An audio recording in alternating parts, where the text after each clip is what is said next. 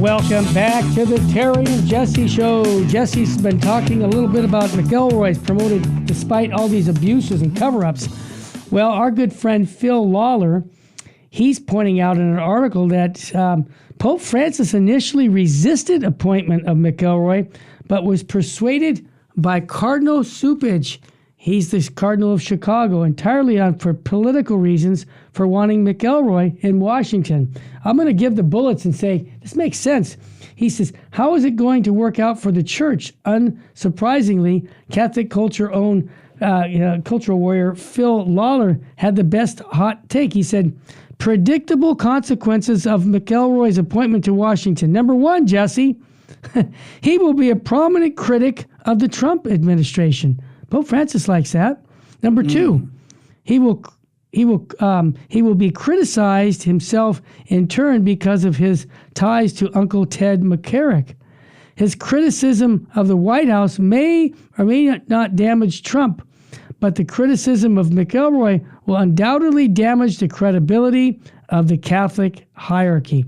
He's exactly right. He says, my impression is that the incoming Trump administration is, if anything, greatly bemuzzled by the Pope's decision to send McElroy to Washington.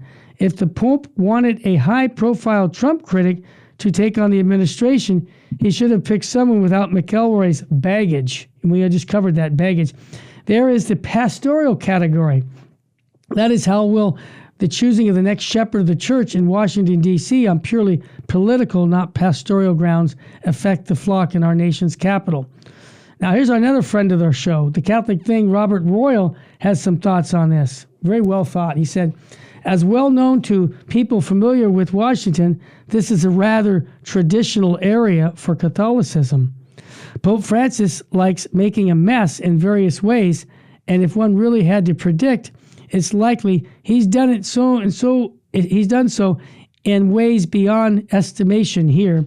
The priests of Washington, D.C., will not be very welcoming if the new boss tries to implement a policy he defines towards welcoming LGBT folks between orientation and activity and allowing them to receive the Holy Eucharist, which brings up another category of heresy. Strong language, Jess. Yep. That's a strong accusation, but I'm not the only one making it.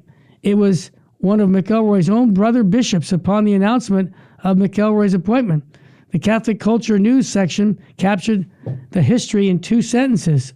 And then I'll shut up. But this is tied into this whole thing. In January 2023, McElroy called for a radical inclusion for women and homosexuals, prompting criticism from Archbishop Samuel Aquila, Archbishop Joseph Newman, and Bishop Thomas Pabarki, who later accused Cardinal McElroy of heresy.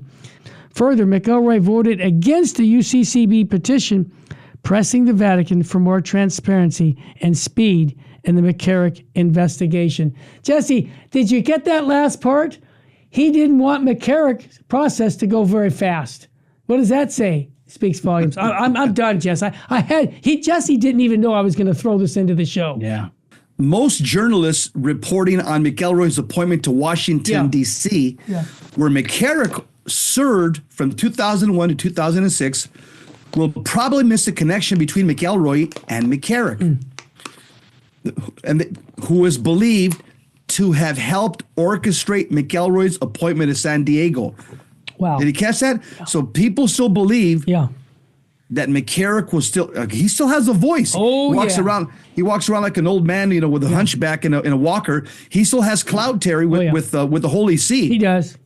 He's believed to be the one that told Pope Francis, hey, put this guy into San Diego. Wow. Most news outlets will also probably fail to report the deep emotional and psychological harm McElroy's promotion will cause victims of clerical sex abuse.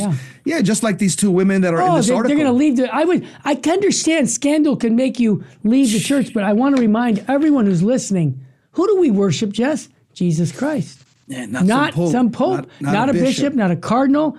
And we have to keep our eyes on Jesus. And when we see scandal, we make reparation. This is, in my opinion, a big scandal for him to be the next Archbishop of Washington, D.C. because of what he's going to do, what he did in San Diego.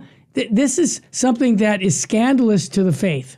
One of the people that, again, had a prominent position in San Diego as a pastor was Bishop Dolan from the Diocese of Phoenix. Bishop of Phoenix, he came from San Diego, and he's good friends with McElroy. Oh, yeah. Now, what's interesting is that Bishop Dolan, when he was Pastor Dolan, the parish he was at is where that sex abuse priest. Wow. He was the associate. He was the associate pastor. The connection was there. That's he terrible. was the associate pastor. Oh, that's shocking.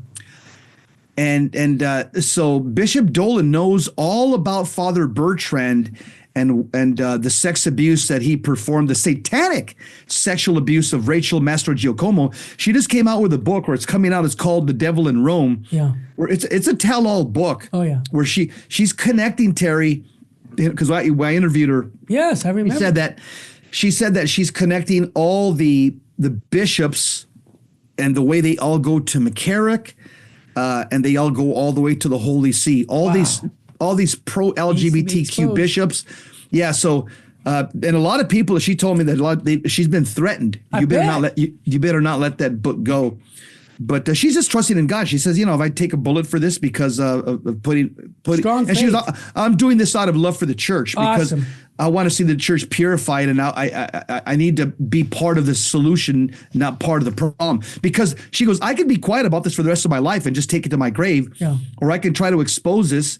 Because like St. Paul says, you have to expose the darkness. Yes. Expose the darkness. With the light.